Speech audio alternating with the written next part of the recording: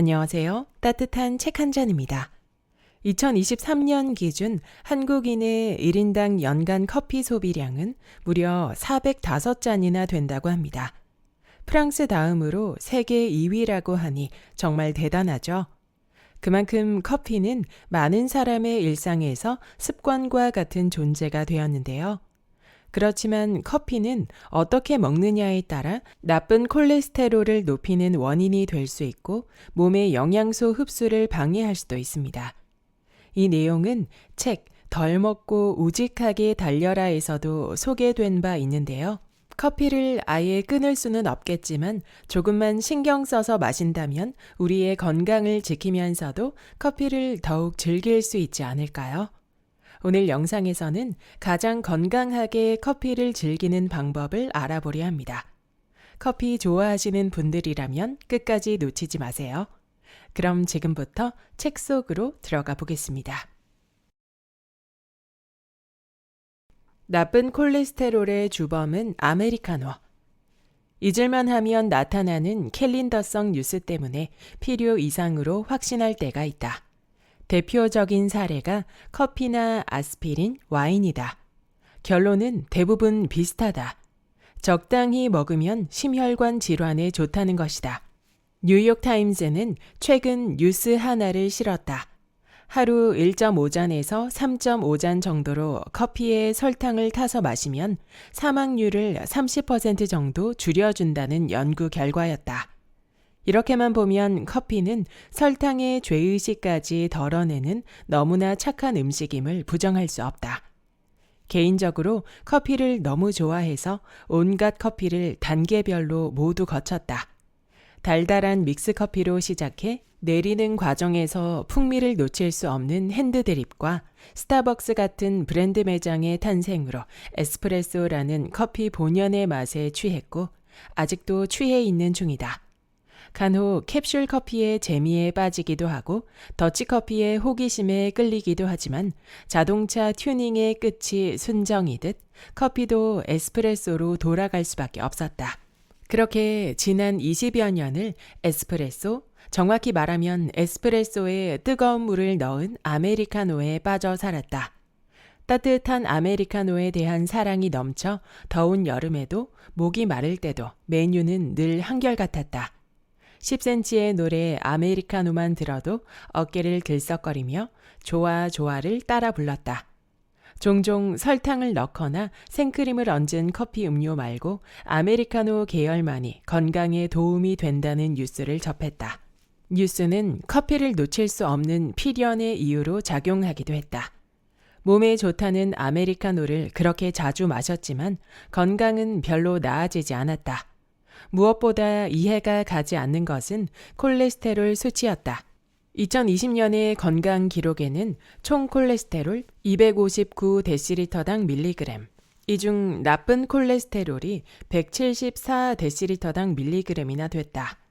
피자나 햄버거, 치킨 같은 튀긴 음식은 거의 입에 대지도 않았는데 이런 기록적 수치가 나왔다는 사실 자체를 이해하기가 어려웠다. 그렇다고 가족력이 있는 것도 아니었다. 그러다 이것저것 살펴보는 과정에서 나쁜 콜레스테롤 상승의 주범이 그토록 사랑하던 아메리카노라는 사실을 알게 되고 깜짝 놀랐다.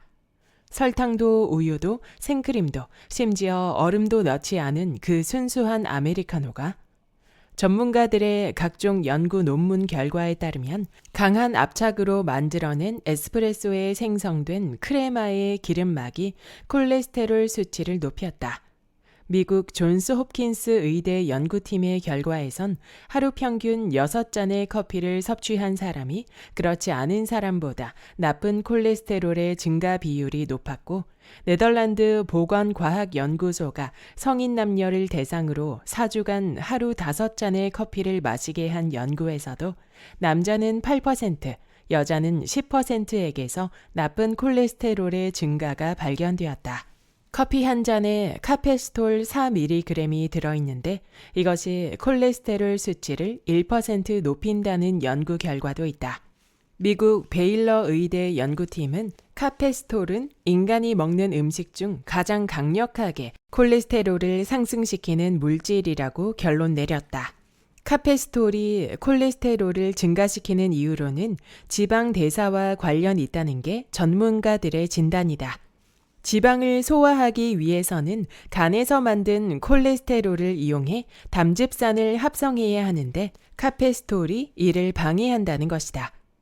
그럼 커피는 먹고 싶은데 콜레스테롤을 높이지 않으며 먹는 방법은 없을까? 카페스톨을 최대한 제거하며 먹는 방법은 없을까? 에스프레소 머신은 고온 압착 방식으로 짜내기 때문에 커피의 풍미를 결정하는 카페스톨 생성을 막을 수 없다. 콜레스테롤 영향을 가장 적게 받는 방식은 알맹이로만 구성된 인스턴트 커피다. 건강만을 고집한다면 이 방식을 따라야 하지만 맛도 건강도 동시에 잡고 싶다면 그나마 유력한 방식이 핸드 드립이다. 거름 종이를 사용하기 때문에 카페스톨 대부분을 제거할 수 있다. 에스프레소보다 풍미가 떨어질 수 있으나 건강을 생각한다면 이 방법이 차선책이다. 여기까지 이해하고 지난 3개월간 에스프레소를 버리고 드립을 선택했다. 스타벅스에 가면 드립으로 나오는 오늘의 커피만을 주문했다. 아메리카노 고유의 풍미가 그리워 미칠 때도 있지만 하루 이틀 적응하다 보니 드립도 나름 입안 곳곳을 간지럽혔다. 6개월이 지나고 당뇨 검사 및 혈관 검사를 위해 병원을 다시 찾았다. 당뇨는 지난번 수치와 크게 달라지지 않았는데 나쁜 콜레스테롤은 71데시리터당 밀리그램으로 확 떨어져 있었다. 물론 식이요법과 운동요법의 병행 등 그간의 달라진 생활 습관이 많은 영향을 끼쳤겠지만 몇 달 만에 수치가 금세 떨어진 것은 커피를 마시던 습관의 변화를 말하지 않고는 쉽게 설명되는 부분이 아니었다. 지난 2018년 핀란드에 출장을 갔을 때 많은 이들이 커피를 마시는 걸 보고 인구가 작은 나라인데도 마니아층이 두텁다고만 생각했는데 알고 보니 세계에서 가장 많이 커피를 소비하는 국가였다. 하지만 심혈관계 질환이 가장 많은 나라 역시도 핀란드다. 카페스톨과의 관계를 원인으로 지목하지 않을 수 없다. 커피를 마시는 사람이 안 마시는 사람보다 더 오래 살거나 더 건강하거나 심혈관계 질환에서 더 자유로울 수 있다는 해묵은 뉴스를 부인할 생각은 없다. 다만 커피를 어떻게 마시느냐는 진지하게 검토해 볼 필요가 있다. 커피와 과일은 후식이 아니다. 매일 낮 12시 반부터 1시까지 커피숍은 문전성시다. 점심을 마친 이들이 줄지어 커피숍에 늘어서 있는 것은 다음의 3가지 목적 때문이다. 맵거나 짜거나 느끼한 음식을 먹고 난 후 맛의 중화작용을 위한 것이 첫 번째이고 식후 졸음을 깨기 위한 필수 코스의 하나로 자리 잡은 의식이 두 번째이고 마지막은 식사한 뒤 본능적으로 이어지는 습관을 거역할 수 없어서다. 뇌에 각인된 이 습관은 커피가 더 이상 건강의 문제가 아닌 생활의 영역으로 다뤄지고 있음을 보여준다. 나도 한동안 이 의식과 습관으로부터 자유롭지 못했다. 되레 남들보다 뒤처지지 않도록 좀 더 빨리 커피 한 잔을 획득해야 한다는 강박을 직장 생활 내내 지녔던 것 같다. 그렇게 커피는 하루로 보면 정해진 포맷을 따르고 있었다. 기상하자마자 따뜻한 아메리카노 한 잔으로 하루의 시작을 알려야 했고 점심을 마치자마자 커피숍으로 향하는 수순이 숙제처럼 이어졌다. 금연하기 전에는 기상 후 담배와 커피는 세상 무엇과도 바꿀 수 없는 귀한 맛의 조합이었다. 하지만 당뇨와 콜레스테롤 등의 문제가 불거지면서 커피 건강을 다시 돌아봐야 했다. 앞서 나는 콜레스테롤 때문에 어떤 방식으로 커피를 먹는 것이 좋은지 얘기했다. 강한 열기와 압력으로 추출하는 에스프레소가 좋은지 한 방울씩 떨어뜨려 먹는 드립 커피가 좋은지 말이다. 이번에는 커피를 언제 먹느냐는 타이밍에 대한 얘기다. 내가 지금껏 먹어온 커피의 시간은 적당하고 옳았을까? 안타깝게도 하루 최소 2잔을 마시는 나의 커피 타임은 그동안 완전 엉망이었다. 무엇보다 기상하자마자 먹는 커피는 각성의 마술사라는 커피를 본의 아니게 무시하는 것이었다. 기상한 뒤 인간의 몸은 스트레스에 대항하는 호르몬인 코티솔이 가장 높아진다. 코티솔이 높으면 심장 박동도 빨라지고 이유 없이 초조해지기도 하는데 이때 커피를 마시면 카페인의 각성 효과가 오히려 떨어진다. 코티솔 수치가 낮아 무기력해지고 졸려야 커피의 효과가 제대로 살아나는 반비례 법칙을 어긴 게 되기 때문이다. 수많은 연구 결과를 보면 이 법칙은 아직 유효하다. 그래서 기상 후 커피를 가장 마시기 좋은 시간은 기상 후 2시간쯤 지나서다. 기상 직후 마시는 커피를 끊기 어려운 내가 선택한 나름의 해결책은 운동이었다. 커피 마실 시간을 달리기로 대체하면 운동이 끝난 뒤 가장 먼저 찾는 음료가 물이고 이어서 음식이다. 이 둘을 해결하고 샤워하고 회사에 도착하면 일어난 지 거의 2시간 정도가 된다. 이때 커피를 마시면 정말이지 맛이 색다르다. 기상 후 커피를 무작정 마실 때는 몇 모금 마시고는 커피가 쓰거나 속에 부담이 적지 않았는데 이렇게 마시니 커피 맛도 살고 속도 개운했다. 점심 후 마시는 커피가 별로인 것은 필요한 영양소 흡수를 방해해서다.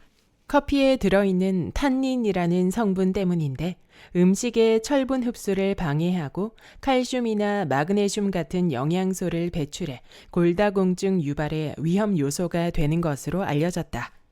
위가 철분을 흡수하는 속도보다 탄닌이 철분과 결합하는 속도가 300배나 빨라 몸이 흡수하기 전 재빨리 철분을 가로채 몸 밖으로 배출해 버린다는 것이다.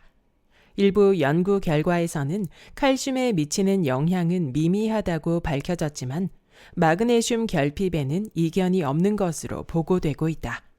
또 식후 커피는 역류성 식도염의 유발 가능성도 있다. 그러면 커피는 언제 먹는 것이 좋을까? 커피 타이밍을 나름 요약하면 이렇다. 아침 7시에 기상한다면 오전 9시 이후, 점심을 마쳤다면 최소 30분에서 1시간 이후 마시는 게 좋다. 만약 식후 바로 마시는 커피가 걱정된다면 커피에 탄닌을 중화시키는 소금을 조금 넣어 먹는 것도 좋은 방법이다. 커피처럼 식후에 먹어야 할 것 같은 대표적 음식이 과일이다. 노화 예방과 항암 효과에 탁월한 파이토케미컬인 과일은 괜찮을까? 과일은 엄밀히 말하면 후식이 아니라 전식이어야 한다. 특히 조금만 먹어도 살이 급격히 찌는 50대 이후 중년에게는 혈당과 혈압, 콜레스테롤 관리를 위해 더욱 그렇다.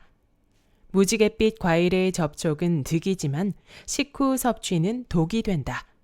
여러 실험 결과에서 보여주듯 공복 혈당이 100dl당 밀리그램인 사람이 식후 2시간 뒤 과일을 섭취하면 140dl당 밀리그램 정도로 혈당이 완만하게 오르지만 식후 바로 과일을 섭취하면 190dl당 밀리그램대로 급격히 오른다.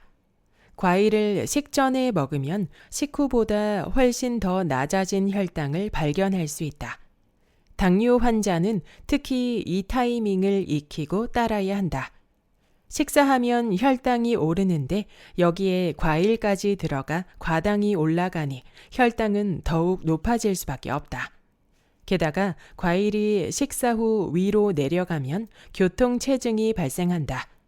과일은 소화하는데 에너지가 필요 없어 소화 과정을 거치지 않고 바로 포도당으로 전환된다.